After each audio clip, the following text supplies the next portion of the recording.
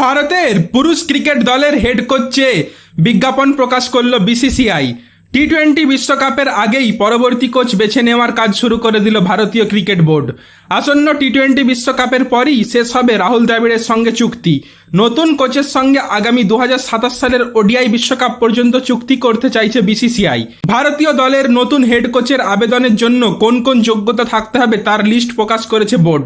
সেগুলি হলো: 1 নম্বর, অন্ততপক্ষে 30টি টেস্ট ম্যাচ অথবা 50টি ওয়ানডে ম্যাচ খেলার অভিজ্ঞতা থাকতে হবে, অথবা 2 নম্বর, অন্তত 2 বছর কোনো টেস্ট খেলিয়ে পূর্ণ সদস্য দেশকে কোচিং করানোর অভিজ্ঞতা থাকতে হবে, অথবা 3 নম্বর, কোনো সহযোগী দেশ, আইপিএল বা সমজাতীয় কোনো টি-20 লিগের দল, কোনো প্রথম শ্রেণীর দল, জাতীয় এ দলকে 3 বছরের কোচিং করানোর অভিজ্ঞতা থাকতে হবে, অথবা 4 নম্বর, বিসিসিআই এর লেভেল 3 বা সমকক্ষ কোচিং সার্টিফিকেট থাকতে হবে, এবং 5 নম্বর, বয়স হতে হবে 60 বছরের নিচে।